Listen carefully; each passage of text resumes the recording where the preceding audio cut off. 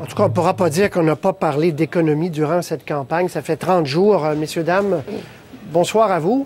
Bonsoir. Alec au CDI, Emmanuel Latraverse à Ottawa, Michel Sauger ici à Montréal également. On va écouter, si vous le voulez bien, d'abord un petit extrait de Stephen Harper d'aujourd'hui. Une crise dans un secteur particulier pour une période courte indique qu'on doit continuer un plan à long terme basé sur la réduction d'impôts et des budgets équilibrés et pas sur des hausses d'impôts et des déficits permanents. Bon, M. Harper qui a voulu redonner et envoyer des questions à ses adversaires en disant, moi, en tout cas, je ne fais pas de déficit, eux en feront. Mais sur le... On n'a pas entendu cet extrait-là, mais sur la... D'abord, sur la question de la récession, là, on est muet. Michel Sauger, est-ce qu'on est dans un séminaire d'économie, récession, pas récession? Qu'est-ce que c'est que ce débat? Le séminaire d'économie va prendre fin demain matin vers 7h30 quand Statistique Canada va nous dire si on est en récession ou pas en récession. Ce qui est intéressant dans ce que M. Harper essaie de dire, c'est, vous savez, il dit 80 de l'économie va bien, il y a juste 20 qui ne performent pas. Ça, ce serait le secteur pétrolier et gazier. D'abord, c'est le secteur dans lequel il a mis toutes ses billes. Il ne faut pas l'oublier. Puis deuxièmement, c'est pas tout à fait exact. On a fait une vérification de fait ici à Radio-Canada aujourd'hui là-dessus, justement. On dit, regardez, non, le secteur industriel ne marche pas, la fabrication ne marche pas. Alors, c'est pas seulement un problème de nature pétrolière actuellement, c'est l'économie canadienne qui tourne pas assez vite. Parce que dans l'autre extrait qu'on n'entendra pas, mais imaginez-le, là où M. Harper dit...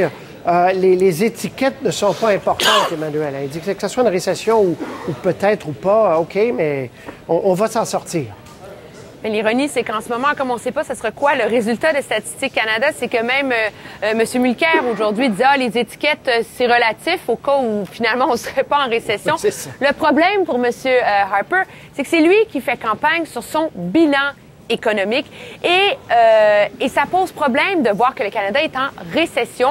Ça complique la tâche pour lui d'avoir à convaincre les Canadiens que la meilleure chose à faire, c'est de ne pas changer son style, les choix que son gouvernement fait, ses priorités économiques.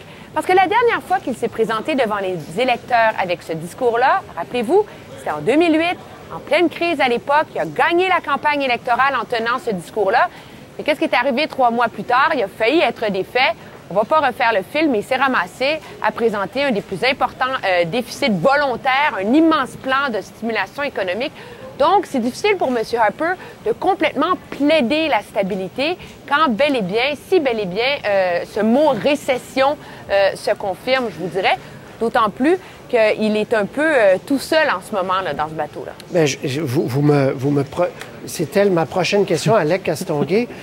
On a l'impression... Bon, d'abord, où est Joe Oliver, le ministre des Finances? On ne le voit pas beaucoup. Et il s'ennuie de certains de ses anciens camarades de M. Harper, là, qui ne sont plus là à ses côtés.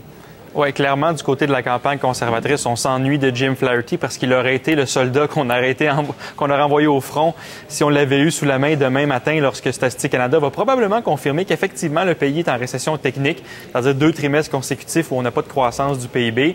On pourrait par contre annoncer qu'il y a une croissance pour le mois de juin, les résultats qu'on attend, et donc on a peut-être même déjà passé le cap de la récession et que ça va un peu mieux au Canada que ça a été ce printemps, que cet hiver, parce qu'il y a effectivement différents types de récession. Là, on a beau être en récession, du côté conservateur, on ne veut pas entendre le mot, puis on le comprend, on est en campagne électorale. En même temps, pour que les Canadiens comprennent bien, on n'est pas en 2008-2009. Là. On n'est pas dans une récession qui s'annonce sévère. On pourrait avoir une croissance économique dans le reste de l'année qui s'en vient. C'est juste que pour un gouvernement qui défend son bilan, mais ça arrive en pleine campagne électorale et c'est plutôt mauvais.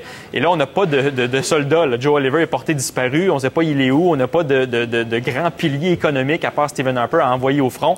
Je vous dirais que même le NPD, là, qui n'a jamais gouverné au fédéral, a son pilier avec Andrew Thompson, qui était ministre des Finances de la Saskatchewan, qui a présenté des budgets équilibrés. Lui, on va le sortir demain. Puis du côté des conservateurs, on n'aura pas personne à sortir. Bon. Ça vous montre à quel point on s'ennuie de Flaherty. Là. Ça, c'est le diagnostic. Oui, vas-y. Si je peux me permettre, si on se demande pourquoi Joe Oliver, on le voit pas, j'ai fait une petite recherche aujourd'hui. Imaginez-vous, le 4 juillet dernier, il y a eu une entrevue à nos collègues de la CBC. Déjà, la menace de récession planait à ce moment-là. Et il avait été catégorique en disant qu'il n'y a pas de risque de récession qui plane sur l'économie canadienne et qu'il prévoyait même une croissance vigoureuse pour le reste de l'année. Donc, on comprend que tant qu'on ne sera pas entièrement fixé, surtout avec des chiffres de croissance à la baisse, que pour le moment, on préfère le garder peut-être loin des caméras. Bien, on l'a pas vu depuis le lendemain du budget, quand il avait fait sa fameuse gaffe en disant ça, c'était une histoire que les petits-enfants de M. Harper régleront.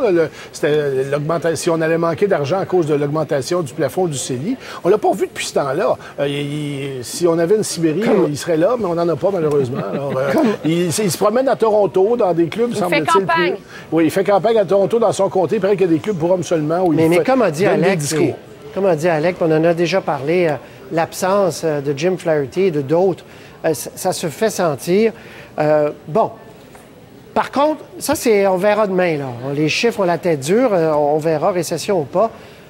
M. Trudeau lui dit, pour sortir de ce marasme, en tout cas de ce ralentissement, il faut dépenser, puis je vais faire un déficit pendant 3 ans, on l'a dit la semaine dernière. M. Mulcair continue, malgré toutes les attaques de M. Harper, continue à dire que lui n'en fera pas. Il va faire ce qu'il veut faire sans faire de déficit. Est-ce que ça ne devient pas une position qui va être extrêmement difficile à tenir pendant les premiers restes de jours à la campagne? Là? 40? Ouais. Oui. Ça va être difficile à tenir, mais ce que M. Mulcair dit, qui va devoir montrer dans un cadre financier, parce qu'on ne l'a toujours pas vu, son cadre financier, c'est, écoutez, moi, je ne suis pas obligé de faire les mêmes choix que Stephen Harper. Je ne ferai pas le fractionnement du revenu. Je ne ferai pas la hausse du plafond des CELI. Sauf que, oui, ça c'est vrai, mais on sait combien ça coûte, le fractionnement du revenu. C'est 2 milliards quelque chose. L'augmentation du plafond du CELI, c'est moins que ça. Alors, il va falloir qu'il y ait des grosses affaires que M. Harper fait, que M. Mulcair va nous promettre de ne pas faire. Puis ça, on va le voir dans son plan financier. Il y a un élément, je vous dirais, ça dépend justement de si demain on est en récession ou pas. Si demain on n'est pas en récession, ça achète une petite marge de manœuvre à M. Mulcair. Dire, vous voyez, c'est pas le temps de se lancer dans des dépenses dans des dépenses folles. La croissance peut être là, etc. Alors que si on est en récession demain, bel et bien, bien là, vous allez entendre Justin Trudeau dire, vous voyez, c'est la preuve qu'il faut relancer l'économie, etc. Et c'est là que ça va se corser, entre autres, pour M. Mulcair. Parce que quand la seule avenue, si on veut équilibrer le budget, c'est à un moment donné, bon, d'annuler certaines promesses et certains engagements de M. Harper, mais objectivement d'aller jouer du côté des revenus, de hausser les impôts des corporations. Par là, il y a une limite à ce jeu-là. Et donc, la marge de manœuvre devient très mince, en effet, pour le NPD. Emmanuel, hier, à votre émission, je crois que vous avez lancé la bourse électorale. Et c'est assez amusant, parce qu'Alex Castonguay, vous le disiez, la boussole, oui. Alex Castonguay, vous le disiez la semaine dernière. Quand on voit M. Trudeau faire campagne plus à gauche que le NPD, là, la boussole tourne et il y a de la misère à se situer, là, Alex. Oui. En même temps, c'est un peu le monde à l'envers. Ceci dit, il y a un peu un glissement dans les derniers jours, là, parce que, oui, les libéraux font en campagne à gauche du NPD parce qu'ils promettent énormément de dépenses. Mais ce n'est pas en promettant un déficit qu'on fait à gauche, qu'on est à gauche d'un autre parti. On a un peu un glissement là, dans les derniers jours. On a l'impression, parce que quelqu'un fait un déficit, il est automatiquement à gauche. On peut être de droite et être un mauvais gestionnaire et faire des déficits, et on peut être à gauche, être un bon gestionnaire et ne pas faire de déficit. La Saskatchewan a des budgets équilibrés depuis bien des années, sous Roy Romano, avant sous Tommy Douglas, puis c'est un gouvernement de gauche. Ça dépend des choix qu'on fait en termes d'investissement, et on est capable d'équilibrer le budget quand même. Donc, c'est plutôt le fait que Justin Trudeau promette beaucoup de millions qui fait campagne à gauche. Mais il promet de dépenser plus. Il promet de dépenser plus. Il promet de dépenser plus, exactement. Voilà. Alors qu'en termes de déficit, lorsqu'on verra les cadres financiers de chacun, on peut très bien faire des choix qui soient un peu plus à gauche sans nécessairement automatiquement faire des déficits. Est-ce que Thomas Mulcair, son plan tient la route? On le verra. Mais ce n'est pas faux de dire, écoutez, quand je fais des choix différemment, bien, ça donne automatiquement aussi des résultats différemment dans les finances publiques. Là. On verra le cadre, effectivement, comme disait Michel. On va écouter un extrait. Gilles Duceppe, on écoute. Dans la poche des parents, par exemple, avec la prestation universelle pour garde d'enfants. Dans la poche des aînés, avec le supplément au revenu garanti, il y avait je ne sais combien de milliers de Québécois, Québécoises qui ne savaient même pas qu'il y avait droit au supplément de revenu garanti. Dans la poche des travailleurs, avec la formation de la main-d'œuvre. Nous avons protégé nos agriculteurs avec la gestion de l'offre. C'est nous qui avons fait passer cette motion au Parlement en novembre 2005, unanimement. Nous avons ramené des milliards pour la santé et l'éducation. Nous avons contribué à mettre fin au scandale des commandites. Alors, Michel C., il faut qu'il regarde dans le rétroviseur et dire, souvenez-vous. Souvenez-vous, puis en fait, il a dit, on a fait 7 grandes choses pour le Québec en 25 ans d'histoire. Ça, c'est une affaire aux 3 ans et demi. Je ne sais pas si les gens vont trouver ça extraordinaire de voir ça comme ça, mais le problème de M. Duceppe, c'est ça, c'est que ce qu'on entend chez les électeurs, c'est il n'aurait pas dû revenir, M. Duceppe, on l'aime bien, lui, mais le Bloc a fait son temps, puis là, il faut battre Harper. On l'entend ad nauseam quand on se promène dans les rues du Québec. Lui, tout ce qu'il peut faire, il faut qu'il fasse contre mauvaise fortune, mon cœur, c'est de dire, oui, bon, on vous a donné des choses. Il l'a fait aujourd'hui. Moi, je suis pas sûr que ça va être suffisant pour que les cloches sonnent partout dans les villages au Québec, là, mais il joue les cartes qu'il peut avoir. Il y en a devant une opinion publique qui est sceptique par rapport à l'utilité du Bloc. Il n'y a pas beaucoup de cartes dans les mains. Ben oui. Puis il fait campagne, il va jusqu'au bout. Emmanuel Allec, un mot là-dessus. Bien, ce qui est de remarquable, c'est que quand même, quand M. Duceppe parle du supplément de revenu garanti ou de la formation de la main-d'œuvre, c'était les thèmes qui, à l'époque, animaient les campagnes électorales du Bloc québécois, qui étaient quand même au diapason, je vous dirais, des choix, des enjeux qu'on mettait sur le radar. On était à l'offensive. C'est quand même assez remarquable qu'on est au début de la 5e semaine de la campagne électorale et que le Bloc en est encore à défendre sa pertinence dans le débat, l'importance, la place qu'il a. Et ça c'est assez remarquable, je vous dirais. D'autant plus que quand le discours, c'est de dire le NPD, ça sert à rien, les électeurs ne comprennent pas, il y a quand même une époque aussi où quand les adversaires du Bloc québécois disaient ça, M. Duceppe disait que ça manquait un peu de respect pour les 40 quelques % qui l'appuyaient.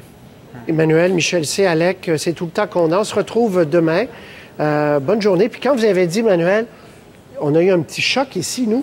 C'est la 5e semaine. Effectivement, déjà. C'est presque fini, ce campagne-là. 48 jours aujourd'hui. C'est le jour 30 aujourd'hui. Après la fin du travail, on le sent. Bientôt, là, tout ça va prendre un autre rythme. Il y aura des chiffres, plus de propositions, parce que là, ça manque de propositions chiffrées, tout ça. Là. Merci, messieurs, dames. Salut. À plus.